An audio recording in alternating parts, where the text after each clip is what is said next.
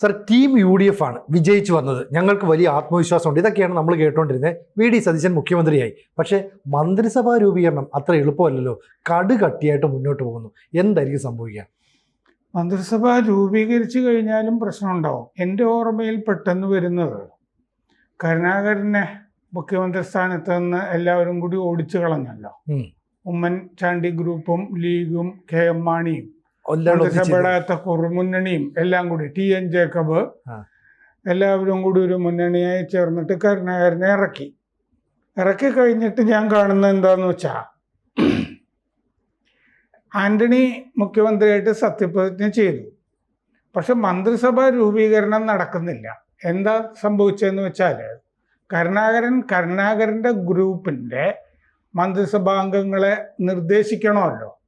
അപ്പോൾ PTP നഗറിൽ കരുണാകരൻ്റെ വീട്ടിലേക്ക് ഇടയ്ക്ക് ആന്റണി ചോദിക്കാതെയും ചോദിച്ചിട്ടുമൊക്കെ കയറി ചെല്ലും.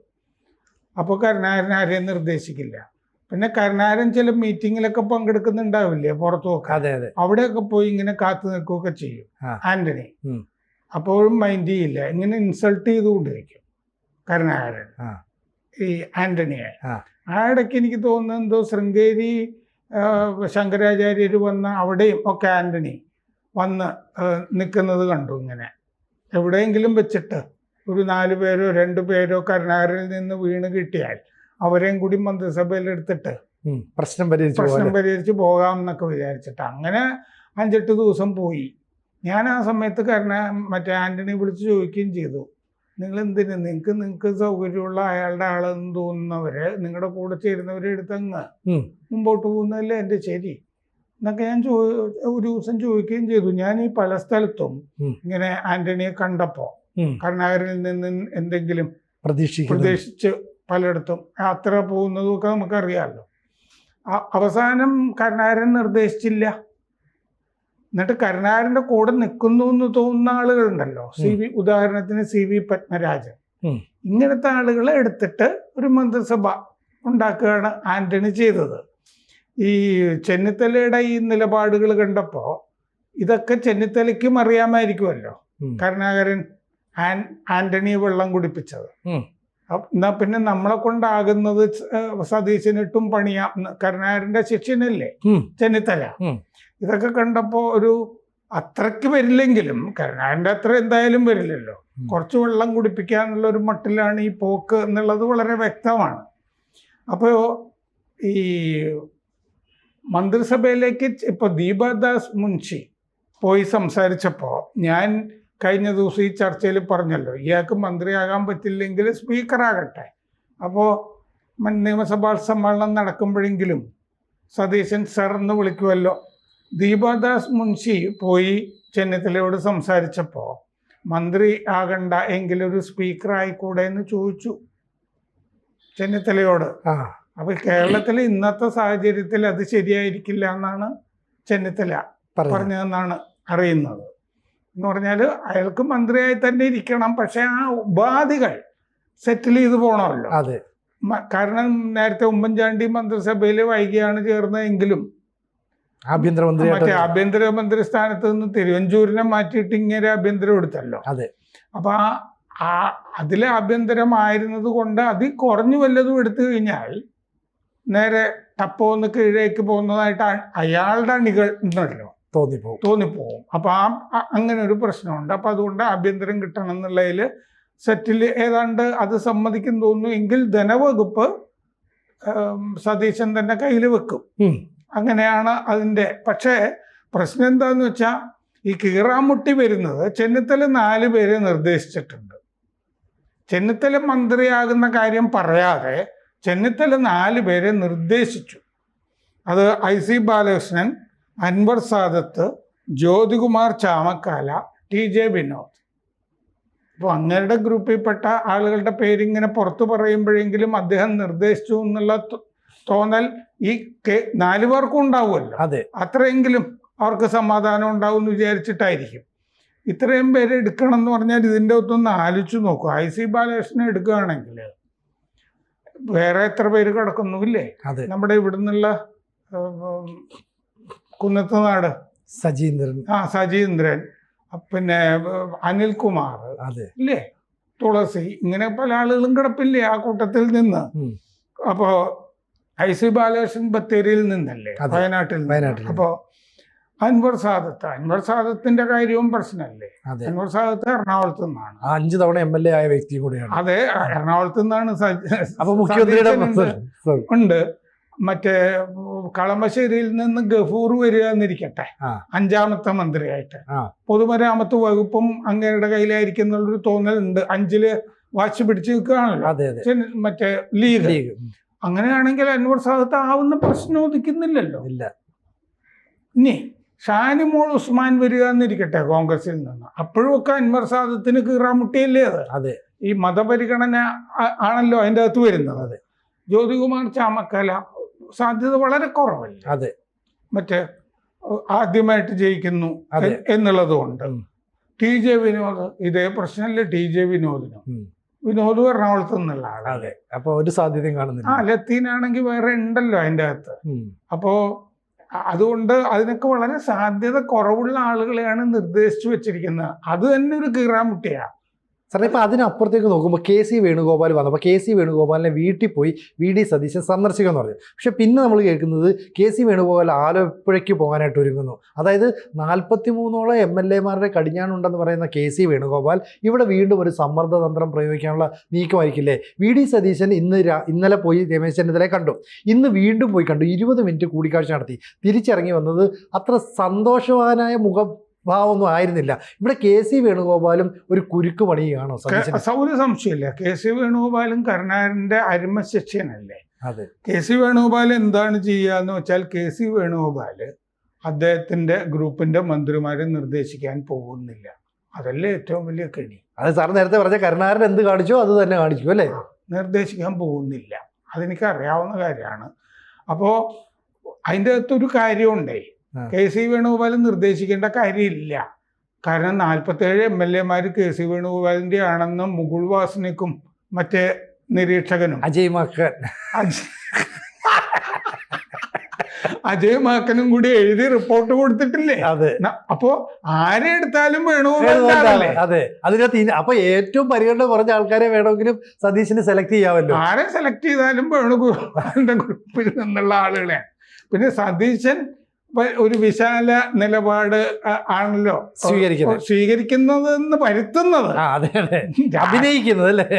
അതെ, ഭാവിക്കുന്നത്. അതിൻ്റെ അകത്ത് ഗ്രൂപ്പില്ല എന്ന് അദ്ദേഹം പറയുമെങ്കിലും അദ്ദേഹത്തിന് ഒരു ഗ്രൂപ്പില്ലേ.